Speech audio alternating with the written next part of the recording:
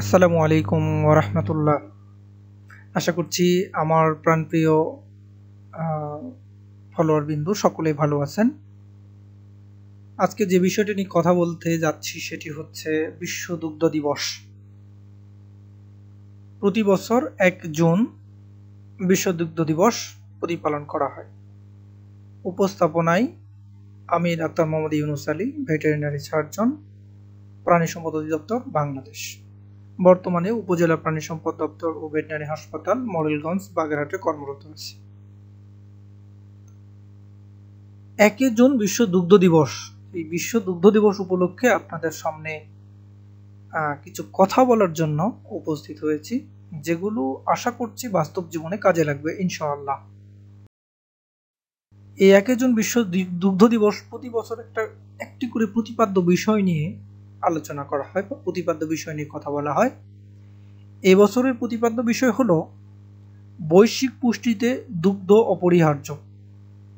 বৈশ্বিক পুষ্টিতে দুধ অপরিহার্য। একটা বিষয় খেয়াল করবেন যে সারা বিশ্বের পুষ্টির চাহিদা পূরণ করার জন্য দুধ সর্বোচ্চ গুরুত্বপূর্ণ ভূমিকা পালন করে চলছে। এই জন্যই বলি, স্বাস্থ্য, মেধা, শক্তি চান, প্রতিদিন দুধ খান। বিশ্ব দুগ্ধ দিবসটা কখন থেকে শুরু হলো? বিশ্ব দুগ্ধ দিবসের সূচনা হয়েছে ২০০১ সাল হতে। এর উদ্যোগ নিয়েছিলেন food and agricultural organization, FAO। লক্ষ্য দুধ এবং দুধজাত বা দুগ্ধজাত পণ্যের উপকারিতা বিষয়ে বিশ্বের জনগণকে সচেতন করা। গাঠনিক উপাদান, দেখুন, দুধে নাই এমন কোনো উপাদান পৃথিবীতে নাই।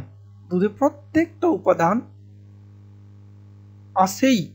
একটা উপাদানের ঘাটতি আছে, সেটা হচ্ছে আয়রন। দুধে কোনো আয়রন থাকে না। তো দুধের গাঠনিক উপাদানের মধ্যে আছে পানি 87%, 87%, প্রোটিন 3.3%, ল্যাকটোজ 4.9%, মিনারেল 0.7%, ফ্যাট 3.4%। এই উপাদানগুলো একটা গড় উপাদান হিসাবে উপস্থাপন করা আছে। দুধের উপকারিতা বর্ণনা করতে গেলে আসলে অনেক কিছু বলতে হয়, অনেক কিছু লিখতে হয়। খুবই সংক্ষেপে এবং অল্প সময়ের মধ্যে কিছু কথা তুলে ধরার চেষ্টা করব। খাদ্যের যে ৬টি উপাদান, দুধের মধ্যে এই ৬টি উপাদানই পাওয়া যায়। আর সে কারণেই দুধকে একটি আদর্শ খাদ্য হিসাবে বিবেচনা করা হয়। ভেবে দেখুন যে একটা শিশু জন্মের পরে প্রথম ৬ মাস বা ৮ মাস কোনো কিছু না খেয়ে শুধুমাত্র দুধ খেয়েই জীবন ধারণ করে এবং বেড়ে ওঠে। তার শরীরের কিন্তু কোনো উপাদানের কোনো ঘাটতি থাকে না। না হাত পায়ের কোনো সমস্যা, না মস্তিষ্কের কোনো সমস্যা, না শরীরের চামড়ার কোনো সমস্যা, না চুলের কোনো সমস্যা। অর্থাৎ প্রত্যেকটা উপাদান সঠিক পরিমাণে থাকার কারণেই কিন্তু একটা শিশু সুন্দরভাবে বেড়ে উঠতে পারে। এই জন্য দুধের উপকারিতা অনেক।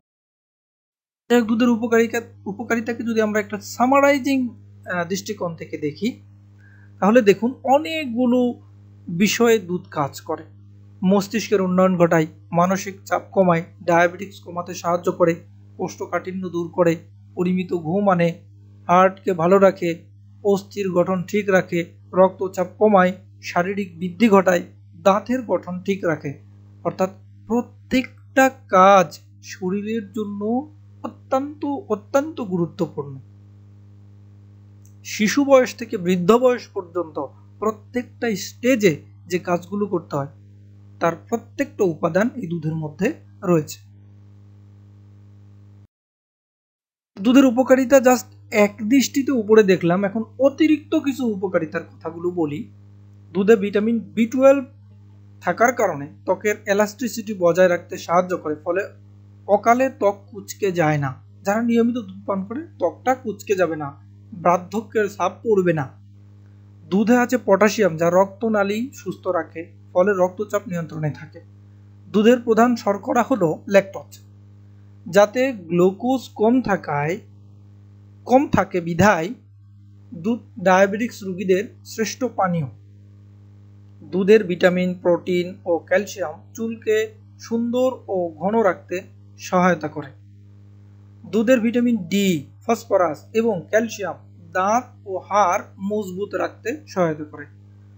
দুধ মস্তিষ্কের খাবার, এটি স্নায়ুকোষ এবং মেমোরি কোষ সমূহের পরিপুষ্টতা বা সমূহকে পরিপুষ্ট করে ফলে প্রতিভা বিকশিত হয়। ছোট বাচ্চাদের জন্য প্রতিভা বিকশিত করার জন্য দুধের বিকল্প কিছু নেই, এই জন্য সবসময় বলা হয়ে থাকে মায়ের দুধের বিকল্প কিছু।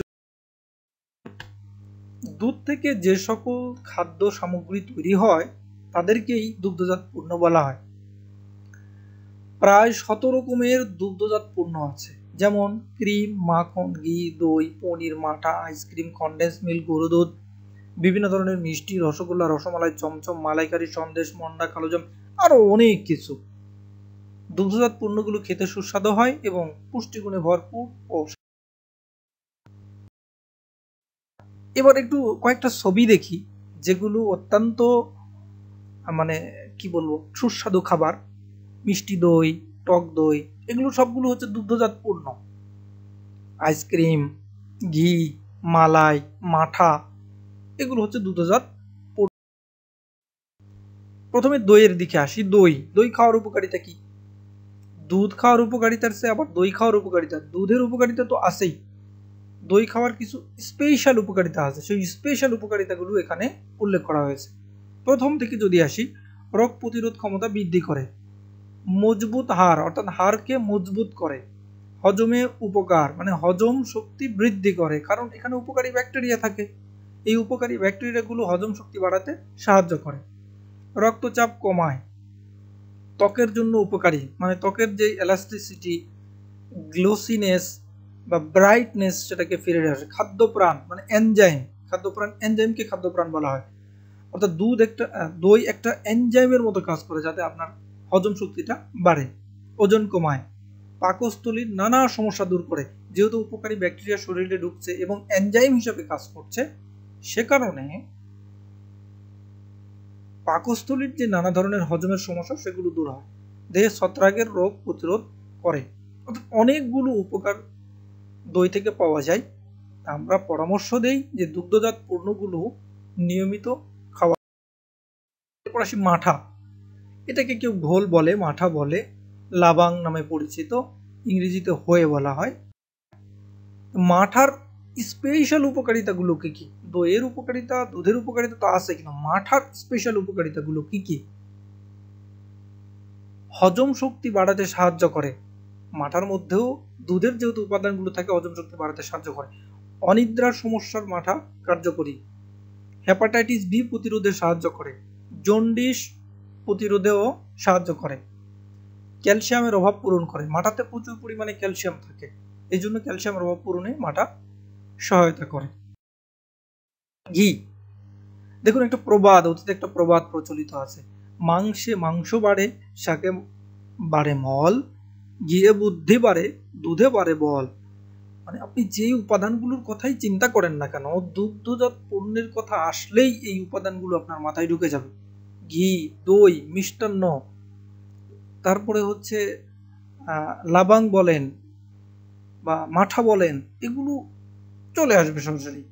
এই কারণে প্রাচীনকাল থেকে একটা কথা প্রচলিত আছে বা প্রবাদের জন্ম হয়েছে, ঋণ করে হলেও ঘি খাও। মানে ঘি খাওয়াটা এতটাই উপকারিতা যে ঋণ করে হলেও খাইতে হবে। এর অনেকগুলো উপকারিতা, আমরা সংক্ষেপে কিছু উপকারিতা আলোচনা করব। এটা একটা অ্যান্টিঅক্সিডেন্ট হিসাবে কাজ করে। ঘিতে vitamin A O vitamin E হলো অ্যান্টিঅক্সিডেন্ট, আর অ্যান্টিঅক্সিডেন্টের প্রধান কাজ হলো ক্যান্সার, চর্মরোগ ইত্যাদি প্রতিরোধ করা এবং দেহকে রোগমুক্ত ও সুন্দর রাখা। অ্যান্টিঅক্সিডেন্ট রোগ প্রতিরোধ ক্ষমতা বাড়ায় এবং ইমিউন সিস্টেমকে চার্জ করে। রোগ প্রতিরোধ ক্ষমতা বাড়ানোর জন্য ইমিউন সিস্টেমটা ভালো থাকা সবচেয়ে গুরুত্বপূর্ণ, আর এই জায়গাতে হিট করে হচ্ছে ঘি। হাড়ের গঠন, যে উপস্থিত ভিটামিন ডি ও ক্যালসিয়াম, ভিটামিন ডি ও কে হাড়কে মজবুত করতে এবং দাঁত গঠনে সাহায্য করে। দুধে যত প্রচুর পরিমাণ ক্যালসিয়াম থাকে সেটাও কিন্তু হাড় গঠনে এবং দাঁতের মজবুত গঠনে সাহায্য করে। আয়ুর্বেদিক শাস্ত্রে আছে ঘি খেলে মস্তিষ্কের ধার ও ঘিয়ে বহু গুণের কথা আমরা শুনে থাকলেও বর্তমান প্রজন্মের কাছে ঘি ভিলেন। ঘিকে এনার্জি বুস্টার বলা হয়, যা দেহের শক্তি সরবরাহ করে। অধিকাংশ অ্যাথলেট দৌড়ানোর আগে ঘি খান, এর ফলে ওজনও কমে। দেখুন, অবহেলার কিছু নেই। ঘি একটা আলাদা পূর্ণভাবে তৈরি হয় এটা আপনার খাবার, এটা আপনাকে শক্তি দিবে, সেই হিসাবে আপনাকে নিতে হবে। সর্দি কাশি সারাতে, দুর্বলতা কাটাতে, ত্বকের সমস্যা দূর করতে ঘি ব্যবহার হয়। এটি চ্যবনপ্রাশ তৈরির অন্যতম উপকরণ। ঘি সহজে নষ্ট হয় না। ঘি এর স্ফুটনাঙ্ক খুব বেশি, 250 ডিগ্রি সেন্টিগ্রেড পর্যন্ত ঘি গরম করা যায়।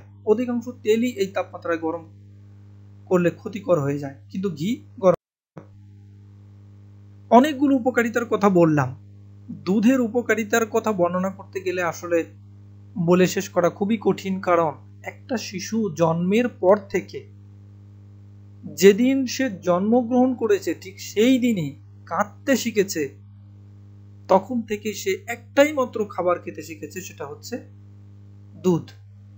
আর এই দুধটাকে যদি আমরা আমাদের পরিবারের খাবারের তালিকার মধ্যে ফিক্সড বা নির্দিষ্ট করে রাখতে পারি, তাহলে পরিবারকে রোগমুক্ত এবং সুন্দর রাখার প্রয়াস আমরা পাব। এজন্য আমরা প্রাণী সম্পদ অধিদপ্তর সব সময়ের জন্য মানুষকে পরামর্শ দিই যে দুধের যে উপকারিতা, সেই উপকারিতা অনুসারে দুধ খাওয়া শুরু করুন এবং প্রতিনিয়ত দুধ আপনার খাদ্য তালিকায় রাখুন। এই জন্য আমাদের একটা স্লোগান, প্রতিদিন একজন পূর্ণবয়স্ক মানুষের 250 মিলি দুধ পান করা প্রয়োজন। স্লোগানটি হলো 1 glass of milk a day can keep all the health problems away. একদিনে 1 গ্লাস দুধ আপনার অনেকগুলো স্বাস্থ্যগত সমস্যাকে দূরে রাখতে পারে। সকলকে অসংখ্য ধন্যবাদ এতক্ষণ ধরে এই দুধ নিয়ে কথাগুলো শোনার জন্য এবং দুধের উপকারিতা সম্বলিত কথাগুলো শোনার জন্য। এই কথাগুলো তখনই অত্যন্ত ফলপ্রসূ হবে যখন আপনি আপনার পরিবারকে এই কথাগুলো পালন করতে এবং আপনার খাদ্য তালিকায় দুধকে সংযুক্ত করতে চেষ্টা করবেন। সকলে ভালো থাকবেন, সুস্থ থাকবেন ইনশাআল্লাহ। আসসালামু আলাইকুম ওয়া রাহমাতুল্লাহ।